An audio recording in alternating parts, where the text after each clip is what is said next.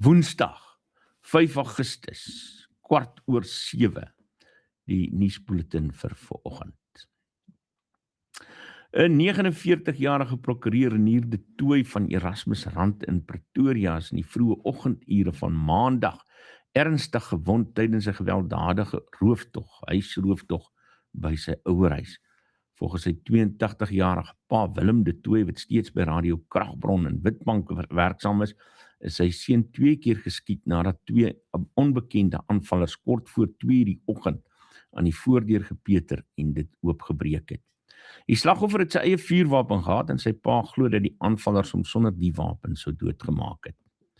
Die woordvoerder vir die polisie in Gauteng, kolonel Dimokatsu Nefufuluvi, ek moet daai een weer draai. Nefufuluvi het bevestig dat sake van huisroof en poging tot moord ondersoek word.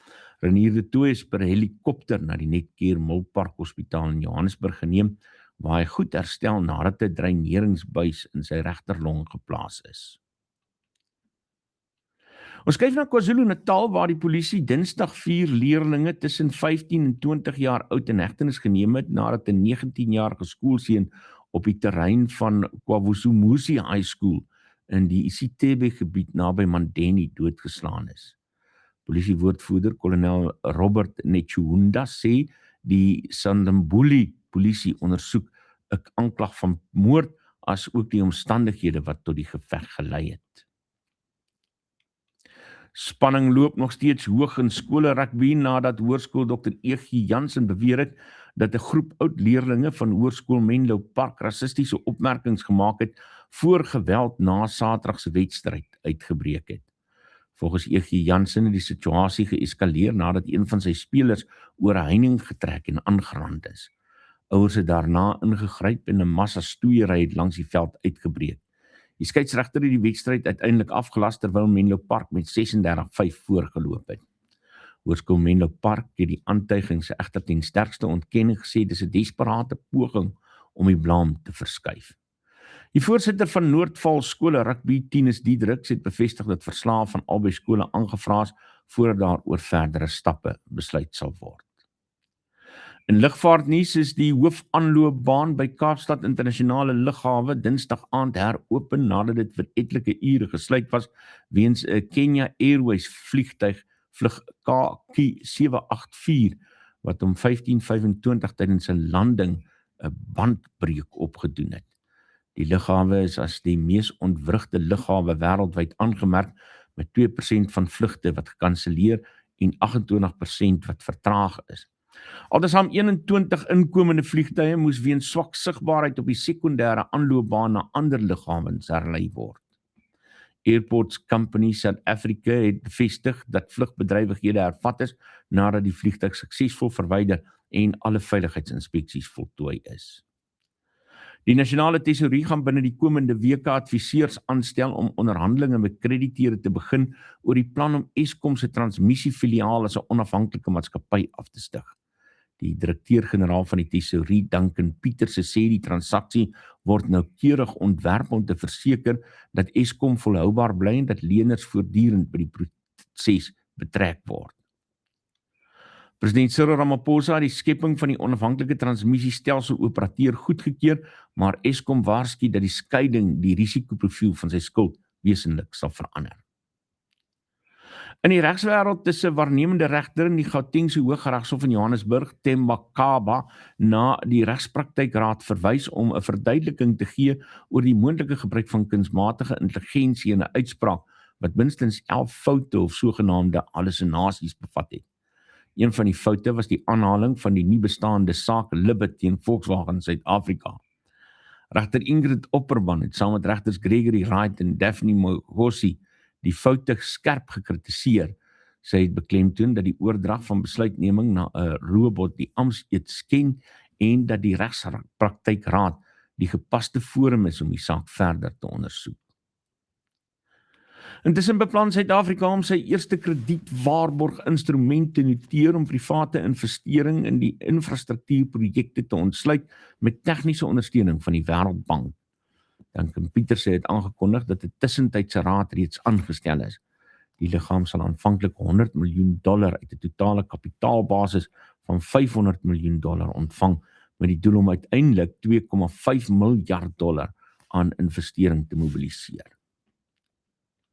By SASSA se Secunda aanleg het die nasionale vervolgingsgesag en die groen skerpioene toegeslaan met lasbriewe vir dokumente en monsterneming. Die ondersoek hou verband met beweringe van onwettige storting van gevaarlike afval en die beweerde victimisering van die vletjieblaser Ian Erasmus. SASSA se aandelepryse daarna met tot 3% gedaal. Erasmus beweer dat karsinogene chemikalieë in die Vaalrivier beland het, terwyl Sasol volhou dat so 'n storting tegnies onmoontlik sou wees. In Kaapstad steun die Demokratiese Alliansie in die Wes-Kaap die Metro se besluit om 'n formele interregeringsgeskil met die nasionale regering te verklaar. Die geskil handel oor die weiering van die waarnemende minister van polisie, Firoz Kashalia, om groter ondersoekbevoegdhede aan die metropolisie toe te staan. Die valke ondersoek amptelike beweringe van ernstige finansiële wanbestuur en korrupsie in die Knysna munisipaliteit wat tans onder 'n artikel 139 ingryping geplaas is. Tydens 'n voorlegging aan die Wes-Kaapse Provinsiale Raad is beweer dat die ANC-beheerde raad 'n finansiële hoof aangestel het wat voorheen in die Oos-Kaap weens finansiële wangedrag afgedank is. Die koste om die parlementsgebou in Kaapstad te herbou nadat dit in Januarie 2022 deur 'n brand beskadig is, het volgens die DA byna verdubbel van R2,1 miljard tot R4,6 miljard. Rikus Badenhorst het 'n amptelike ondersoek geëis na die oordrag van die projek van die Departement van Openbare Werke na die parlement.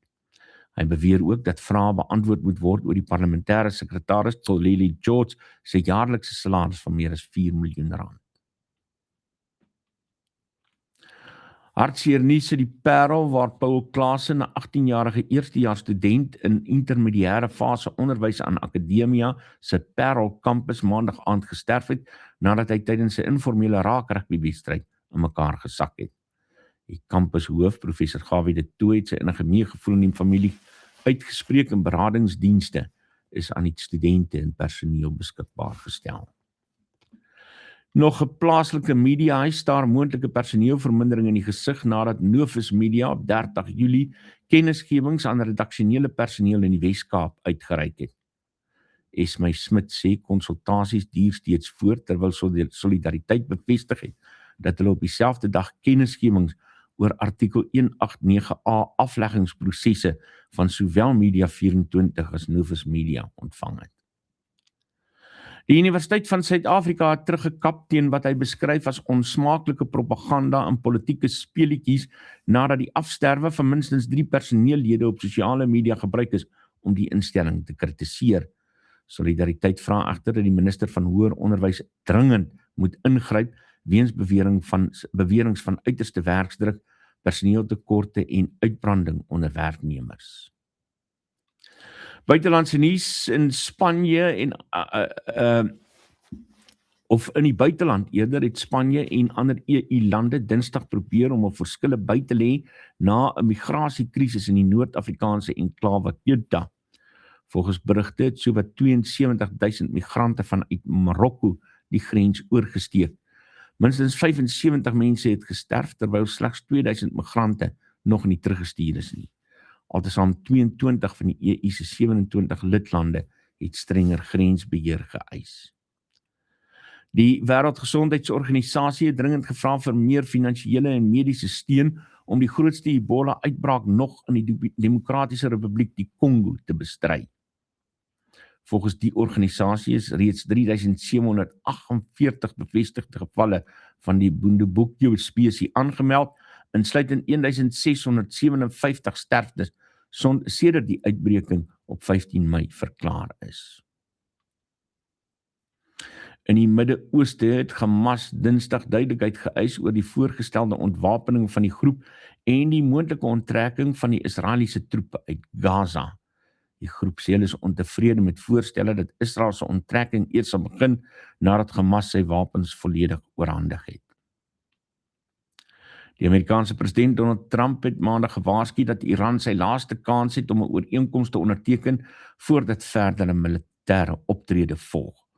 Washington en Teheran is sedert 28 Februarie in konflik gewikkel, terwyl gesprekke tans fokus op die heropening van die straat van Hormuz en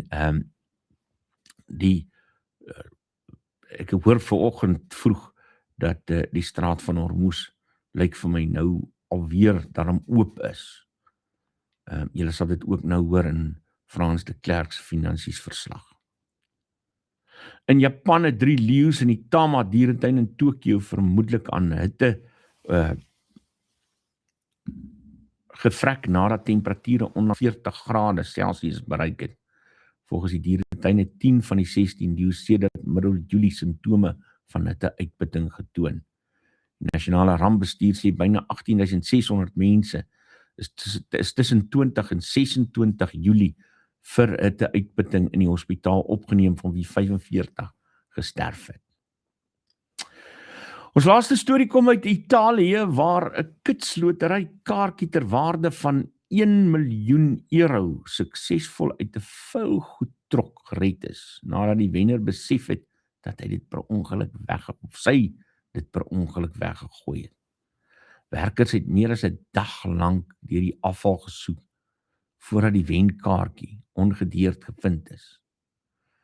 Die anonieme wenner het glo in trane uitgebars toe die kaartjie uiteindelik opgespoor is. Ja. Kan jy nou dink, nee? Daar kom die aankondiging. Nommer 10, 9, 27, 30, 45. Jy het 5 reg. En die laaste een, 51. Jy weet dis die nommers wat jy gekies het, maar waar is jou kaartjie? In die vuilgoedblik, saam met die vulliskar. Ek wonder of die vulliswerkers vergoed gaan word. Dis jou nuus hier op Nuuspot, stroom op. Sien nie sonder 'n bolla. Lekker dag.